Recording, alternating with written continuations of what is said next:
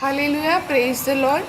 Welcome to heaven मिनिस्ट्रीद्वारे आयोजित केलेल्या भक्तीची वेळ या कार्यक्रमामध्ये आपल्या सर्वांचं स्वागत आहे. या आपण स्तुती आराधना करूया. त्या अगोदर एक लहानशी प्रार्थना करूया. धन्यवाद धन्यवाद धन्यवाद स्वर्गीय पित्या, तुला ह्या सुंदरशा वेळेसाठी धन्यवाद करते ईश्वराच्या. कळत न कळत आमच्याकडून जे काही चुकलं असेल त्याकरता तू आम्हाला प्रत्येकाला क्षमा कर राजा. तुझ्या पवित्र आत्म्याने आणि अग्नीच्या सामर्थ्याने तू आम्हाला भर राजा. जे काय आम्ही गीत परमेश्वरात आज गाणार आहे राजा, त्या गीताद्वारे तुझा गौरव होऊ दे राजा. जे वचन येणार आहे त्या वचनाद्वारे परमेश्वरा तुझा गौरव होऊ दे राजा. आम्हाला प्रत्येकाला तू स्पर्श कर राजा आणि आशीर्वादित कर. ही सर्व प्रार्थना येशूच्या नावात करत आहे म्हणून तो ऐक स्वर्गीय पित्या. आमेन. हे आपण एक गीत घेऊया. हो तेरी स्तुति और हो आराधना करता हूँ मैं तुझसे ये प्रार्थना. महिमा से तेरी तू इस जगह को भर. जो भी तू चाहे तू यहाँ पे कर.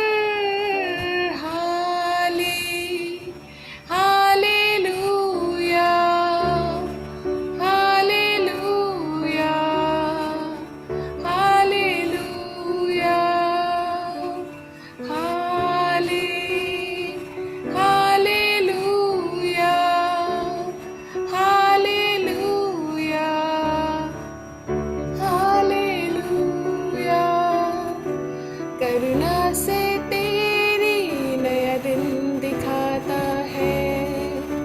ढाल बनकर मेरी मुझे बचाता है.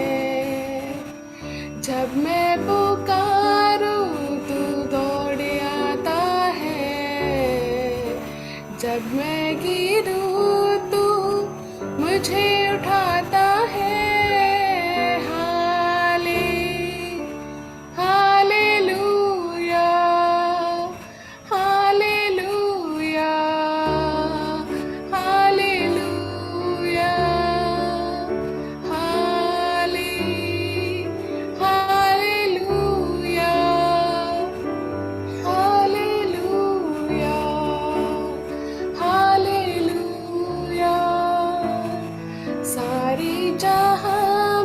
तुझसा कोई नहीं, तुझको छोड़ कोई प्रभु है ही नहीं. सारी जहां में तुझसा कोई नहीं, तुझको छोड़ कोई प्रभु है ही नहीं.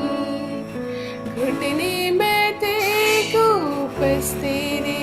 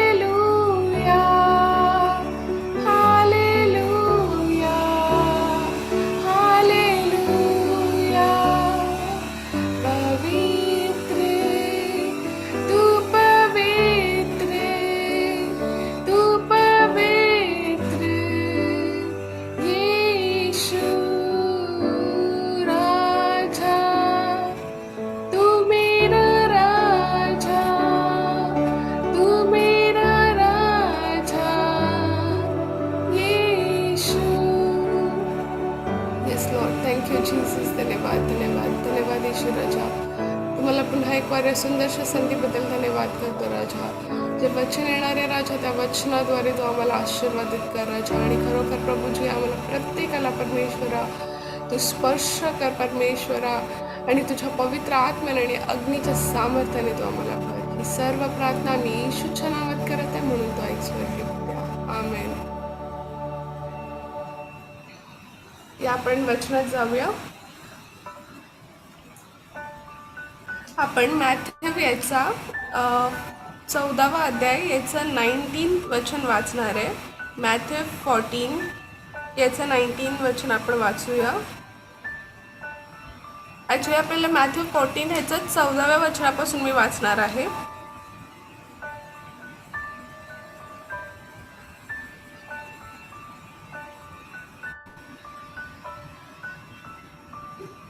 मग येशूने बाहेर येऊन मोठा लोकसमुदाय पाहिला, तेव्हा त्यांचा त्याला कळवळा आला व त्यांच्यातील दुखणेकऱ्यांना त्याने बरे केले. दिवस उतरल्यावर त्याचे शिष्य त्याच्याकडे येऊन म्हणाले, ही अरण्यातील जागा आहे व वेळ होऊन गेली आहे. लोकांनी गावात जाऊन स्वतः करता खायला विकत घ्यावे म्हणून यांना निरोप द्या. येशू त्यांना म्हणाला, त्यांना जाण्याची गरज नाही, तुम्हीच त्यांना खायला द्या. ते त्याला म्हणाले, आमच्याजवळ केवळ 5 भाकरी व 2 मासे आहेत. तो म्हणाला, ते इकडे माझ्या जवळ आणा.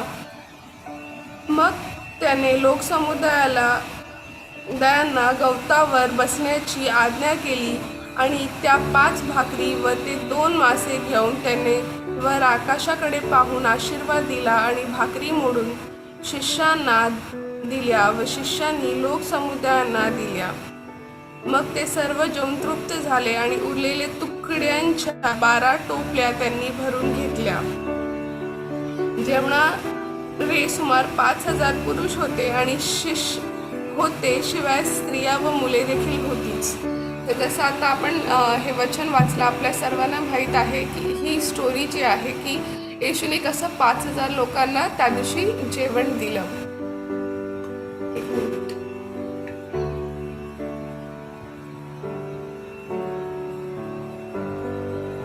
Hallelujah, praise the Lord.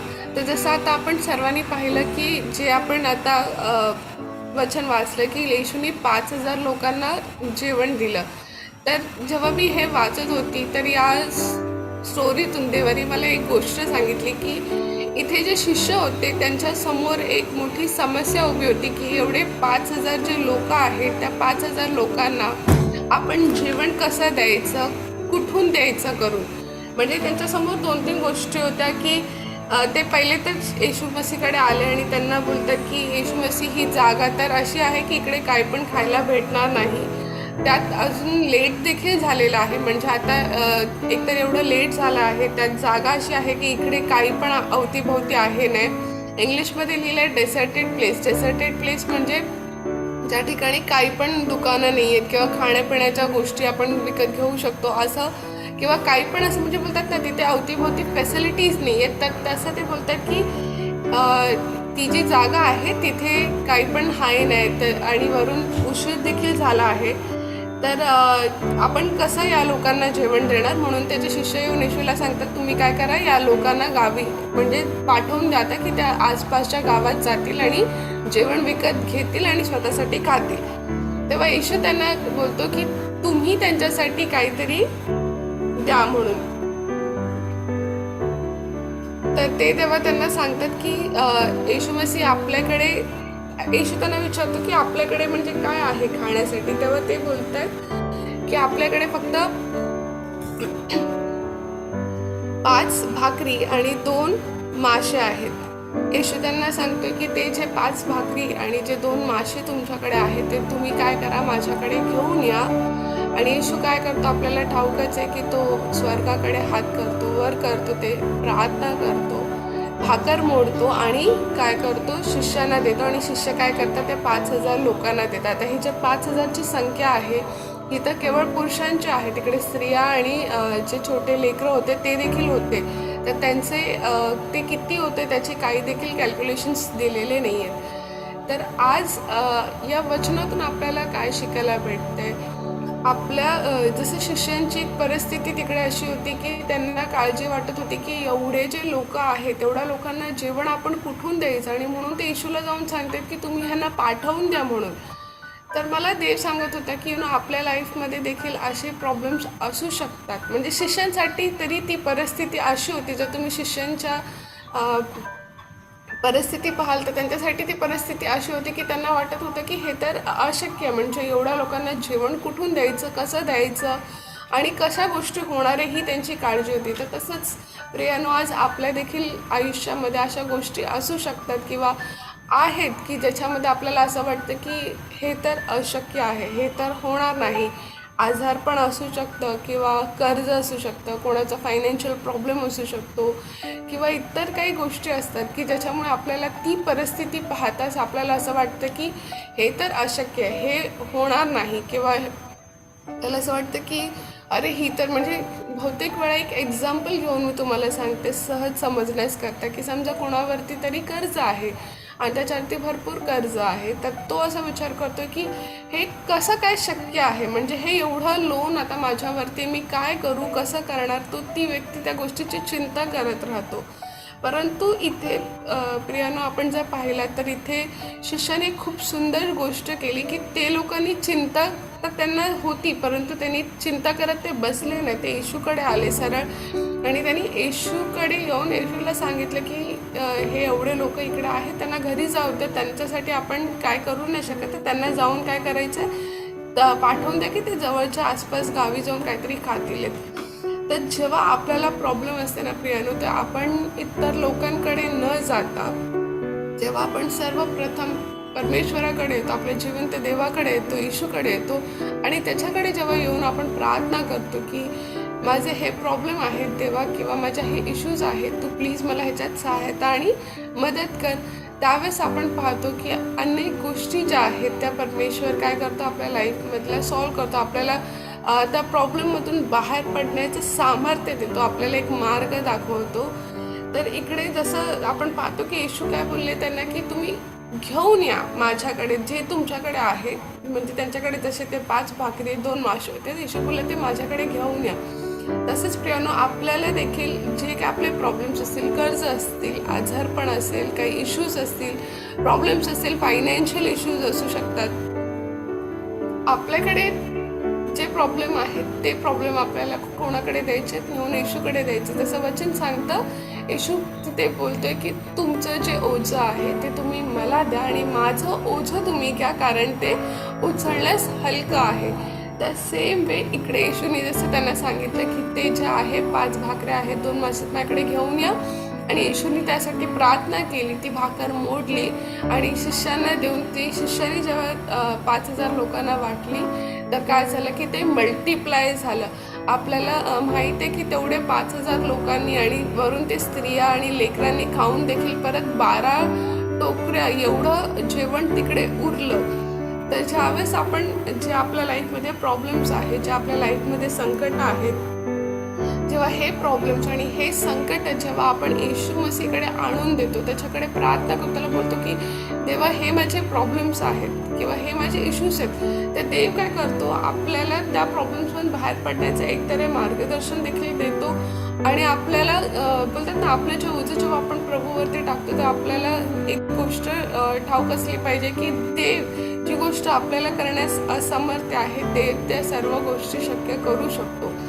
तर जसं एक मी तुम्हाला सांगू होते की कोणाला डेब्ट्स आहेत, लोन्स आहेत कोणावरती, तर आपण काय करू शकतो अशा परिस्थितीमध्ये, काय आहे आपल्याकडे जे आपण देवाला देऊ शकतो. तर आपल्याकडे जे काय आपण महिन्याला जे काही पैसे कमवत असो किंवा पगार येत असेल, त्यातलं आपण थोडं जरी जर दशांश देवाच्या राज्यामध्ये सो करू शकलो, थोडं जरी सीड देवाला देऊ शकलं, आपल्यावरती लोन्स आपल्याला माहीत आहे, आपले इश्यूज आहेत आपल्याला माहीत आहे, फायनान्शियल इश्यूज आहेत माहीत आहेत, परंतु त्यातून देखील जेव्हा आपण त्या थोड्यातलं देखील जेव्हा देवाच्या राज्यामध्ये सीड सो करतो, त्यावेळेस आपण पाहतो की ते थोडं जे आपण दिलेलं आहे ते देवाने आशीर्वाद केला आहे.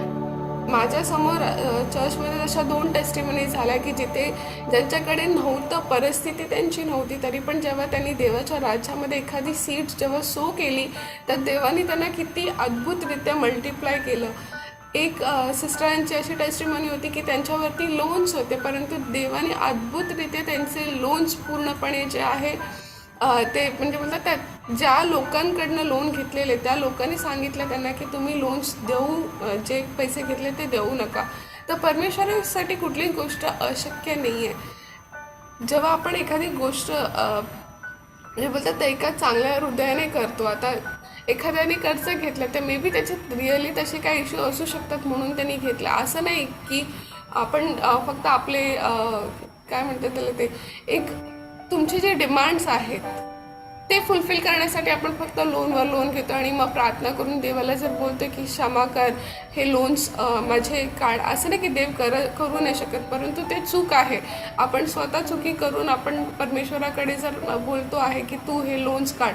म्हणजे एक एक्झाम्पल मी देते. समजा आता माझ्याकडे ऑलरेडी जर एक फोन आहे आणि मी तरी पण तो चांगला फोन आहे, त्या फोनद्वारे माझ्या सर्व गोष्टी फुलफिल होत आहे, सगळं होतं आहे, तरी पण मी जर म्हणजे बोलतात ना एक जस्ट बिकॉज मार्केटमध्ये एक नवीन फोन आला आहे तर मला म्हणून तो फोन घ्यायचा आहे आणि मी त्याच्यासाठी कर्ज काढून लोन घेते, तर मी तुम्हाला त्या कर्जाबद्दल बोलत नाही. जेन्युअनली एखाद्याची नीड आहे आणि जेव्हा तो त्या गोष्टीसाठी पैसे घेतो, उसणं घेतो, त्यावेळेस परमेश्वर त्याला त्याच्यातून देखील बाहेर काढू शकतो. दुसरं आपण काय एक्झाम्पल पाहू शकतो, एखादा आजारी व्यक्ती आहे किंवा एखादा कुठल्या संकटात आहे, तुम्ही त्यावेळेला काय करू शकता, तुमचं काय देवाला देऊ शकता.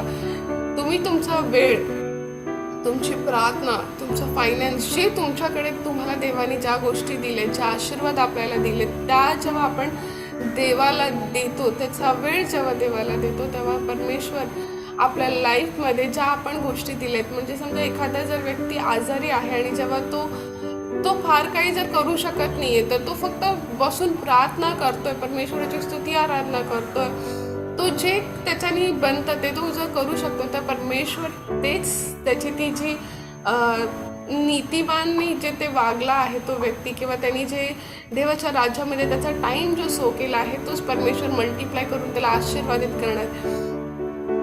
असं आपण पाहतो अनेक वेळा की आपल्याकडे कधी कधी वेळ नसतो प्रार्थना करायला, किंवा आपल्याकडे वेळ नसतो मीटिंग्स अटेंड करायला, चर्चला जायला, परंतु एक माझ्यासोबत बहुतेक वेळा असं झालं की नाही, माझी तब्येत ठीक नव्हती तर मला चर्चला असं वाटत होतं की आज मी नाही जावं करून, परंतु ज्यावेळेस माझी परिस्थिती नाही की मला असं वाटतं आज मला बरं नाही तर मी जाऊ नाही शकत, परंतु तरी पण जेव्हा मी प्रार्थना करून गेली आहे चर्चला, त्या दिवशी मी असं नोटीस केलं की अधिक परमेश्वराने मला त्याच्या आत्म्याने भरलं आहे.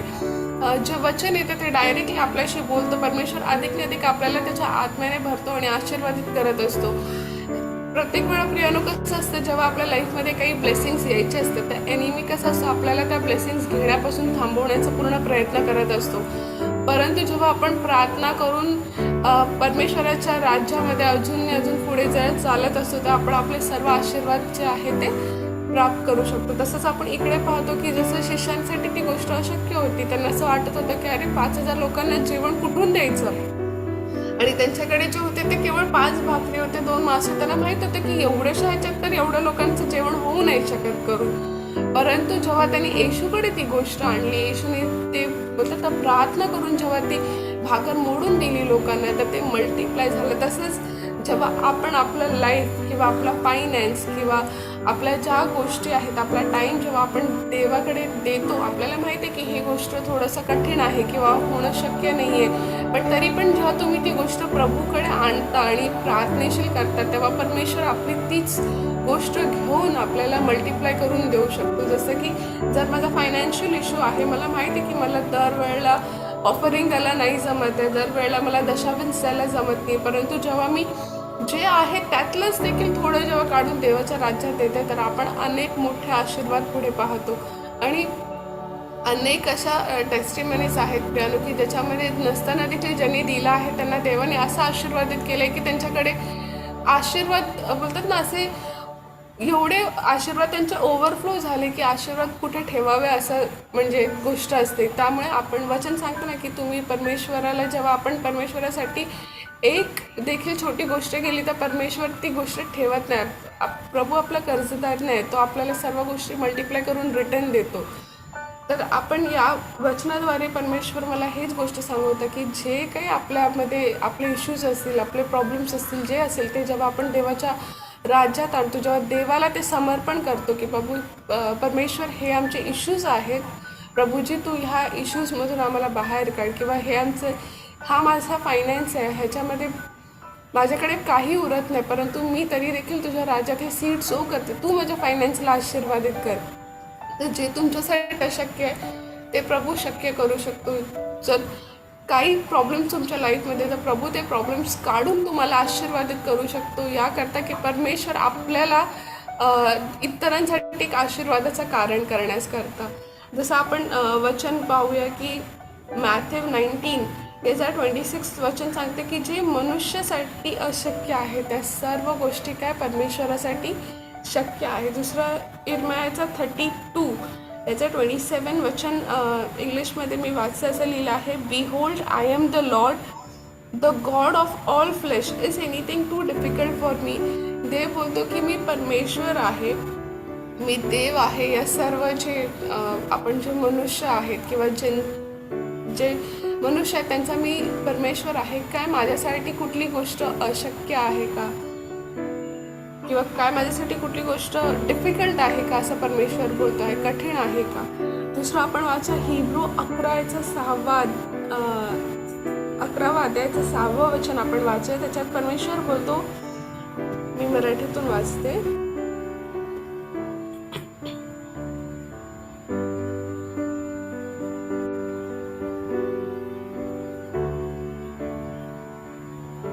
इब्रियचा 11 अध्यायाचं 6वं वचन आपण वाचूया. आणि विश्वास वाचून त्याला संतोष होणे अशक्य आहे, कारण देवाजवळ जाणाऱ्यांनी असा विश्वास ठेवला पाहिजे की तो आहे आणि त्याचा शोध झटून करणाऱ्यांना तो प्रतिफळ देणार आहे. तर जसं आपण पाहिलं की वचन सांगते की विश्वास आणि आपण परमेश्वराला काय करू शकतो, प्रसन्न करू शकतो. जे त्याचा शोध घेतात परमेश्वर काय करतो, परमेश्वर त्यांना रिवॉर्ड करतो, लिहिलंय प्रतिफळ परमेश्वर त्यांना देतो. तर जसं हे शिष्य त्यांनी मनुष्यामध्ये जर त्यांनी फक्त आपसामध्ये डिस्कस करत राहिले असते की काय करूया 5,000 लोकांना जेवण कुठून द्यायचं, तर कदाचित त्यांना त्यांच्या प्रॉब्लेमचं सोल्युशन भेटलं नसतं. परंतु त्यांनी दुसरीकडे कुठे न जाता ते सरळ परमेश्वराकडे आले, जिवंत देवाकडे आले. आणि त्यांनी जेव्हा येशूला सांगितलं की हे येशू आहे, ही जागा अशी आहे की ते आपल्याला काही भेटणार, उशीर झाला आहे, त्यात आपल्याकडे एवढं जेवण नाही की एवढ्या लोकांना आपण देऊ शकतो. परंतु देवाने जेव्हा त्यांच्याकडे जे आहे ते घेऊन त्यांना दिलं, तेव्हा 5,000 लोकांनी ते जेवण जेवलं, परंतु 12 टोकऱ्या अजून उरल्या देखील.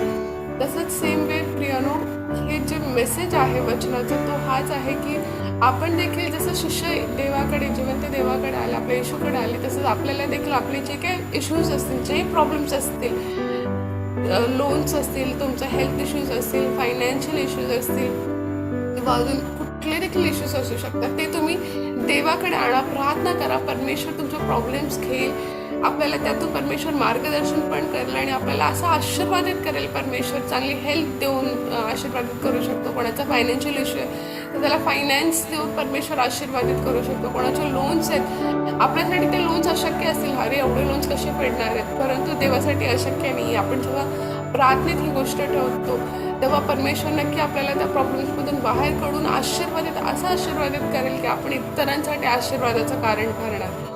तर या प्रियानो आपण प्रार्थना करूया की परमेश्वर जे आहे आपल्याला आपल्या सर्व प्रॉब्लेम्समधून बाहेर काढावं, मार्गदर्शन करावं आणि आपल्याला इतरांसाठी आशीर्वादाचं जे आहे कारण ठरवण्याकरता. या आपण प्रार्थना करूया. धन्यवाद स्वर्गीय पिता, तुला मी या सुंदरशा वेळेसाठी धन्यवाद करते. राजा प्रभूजी, तू जसं वचनाद्वारे आमच्याशी बोललास राजा, तू आम्हाला दाखवलंस की कसं प्रभूजी तिथे 5,000 लोक जेवलेच नाही, परंतु जे गोष्ट शिष्यांना अशी अशक्य वाटत होती, परंतु प्रभूजी तीच गोष्ट परमेश्वर तू शक्य केलीस राजा. आणि जे त्यांच्याकडे होतं त्याला तू मल्टिप्लाय करून परमेश्वरा दिलेस, त्याबद्दल तुझे धन्यवाद करतो राजा. प्रभूजी, जे आमच्या लाईफमध्ये प्रॉब्लेम्स असतील, ते इश्यूज आहेत राजा, त्या आम्ही तुझ्या पवित्र चरणांमध्ये सरेंडर करतो राजा. आणि आम्ही तुझ्याकडे प्रार्थना करतो राजा की तू प्रभूजी आमचे जे काही प्रॉब्लेम्स असतील राजा, जे काही इश्यूज असतील त्याच्यातून तू आम्हाला बाहेर काढ राजा. ताकी परमेश्वर आम्ही तुझ्यासाठी, तुझ्या राज्यामध्ये परमेश्वर आणि इतर लोकांसाठी परमेश्वर एक आशीर्वादाचं कारण ठरावं राजा. प्रभूजी, तू आम्हाला तुझ्या राज्याकरता सामर्थ्याने यूज कर प्रभूजी. प्रभू, आमच्यामध्ये जे काही चुकीच्या गोष्टी असतील ते येशूच्या नावात तू काढून टाक राजा. आणि तुझ्या पवित्र आत्म्याने तू आम्हाला भर, तुझ्या अग्नीच्या सामर्थ्याने तू आम्हाला भर राजा. आमचं जीवन तू तुझ्या राज्याकरता यूज कर परमेश्वर. आम्हाला तुझ्या राज्याकरता तू यूज करायचा अद्भुत आणि अलौकिकरित्या प्रभूजी. तू आम्हाला तुझ्या राज्याकरता तुझ्या परमेश्वर कार्यासाठी यूज करत आहेस म्हणून तुला मी धन्यवाद करते राजा. प्रभूजी या प्रार्थनेमध्ये जोडलेल्या माझ्या प्रत्येक भावा बहिणीला मी तुझ्या पवित्र हातांमध्ये सरेंडर करते राजा. प्रभूजी तू त्यांचे प्रॉब्लेम पाहत आहेस राजा आणि खरोखर प्रभूजी त्या प्रॉब्लेम्समधून त्यांना बाहेर येण्याकरता तू सहायता आणि मदत कर राजा. आणि या प्रत्येकाला राजा तू आशीर्वाद तसं कर राजा. प्रभूजी त्यांचं जीवन परमेश्वर इतर लोकांसाठी आशीर्वादाचं कारण करण्याकरता तू सहायता आणि मदत कर ईश्वर राजा. तू करत आहेस म्हणून तुला मी पुन्हा एक बार ईश्वराचा धन्यवाद करते राजा. तसेच प्रभूजी विकास पास्टर व त्यांच्या संपूर्ण परिवाराला तुझ्या पवित्र रक्तामध्ये आम्ही कव्हर करतो राजा. प्रभूजी जेवढे देखील ऑनलाईन आणि ऑफलाईन मीटिंग आहे राजा त्या सर्व मीटिंग्सला तू आशीर्वादित कर. विकास पास्टर व त्यांच्या संपूर्ण परिवाराला तू आशीर्वादित कर राजा. आणि खरोखर प्रभूजी तू पास्टरने तुझ्या राज्याकरता सामर्थ्याने यूज करत आहेस म्हणून तुला धन्यवाद करते राजा. आजचे जे काही नाईट प्रेयर आहे राजा ते तुझ्या पवित्र हातांमध्ये देत आहेस राजा. या नाईट प्रेयरला तो आशीर्वादित कर राजा. लागणारा सर्व प्रबंध तुझ्या स्वर्गीय भंडारातून तू कर राजा. आणि खरोखर प्रभू ईश्वराच्या या प्रार्थनेमध्ये प्रभूजी तुझं सामर्थ्य उतरून येऊ दे राजा. प्रत्येकाला स्पर्श करून तू आशीर्वादित कर राजा. तसंच राजा जे काही स्कूल ऑफ एंड टाइम प्रॉफेसीचं काम चालू आहे राजा त्यासाठी लागणाऱ्या फायनान्स तुझ्या स्वर्गीय भंडारातून तू प्रोव्हाइड कर राजा. तसंच प्रभू ईश्वराच्या हे काम लवकरात लवकर पूर्ण होण्याकरता तू सहायता आणि मदत कर ईश्वराच्या. करत आहेस म्हणून तुला मी धन्यवाद करते राजा. जे काही इस्रायलचं टूर आहे ते देखील तू आशीर्वादित कर राजा. पुन्हा एक वारी ईश्वराच्या तुला सर्व गोष्टींकरता आम्ही धन्यवाद करतो राजा. ही सर्व प्रार्थना विधारक येशूच्या पवित्र व गोड नावात करते म्हणून तू ऐक स्वर्गीय पिता. आमेन. या आपण प्रभूची प्रार्थना करूया.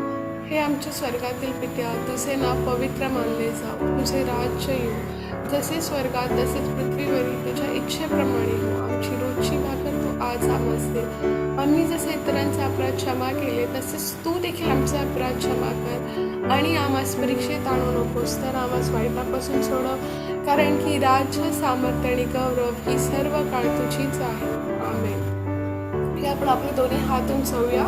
प्रभू येशू रक्त की जय. प्रभू येशू रक्त की जय. प्रभू येशूच्या रक्ताचा जय जयकार असो. आमेन. हालेलुया. प्रेज द लॉर्ड सगळ्यांना.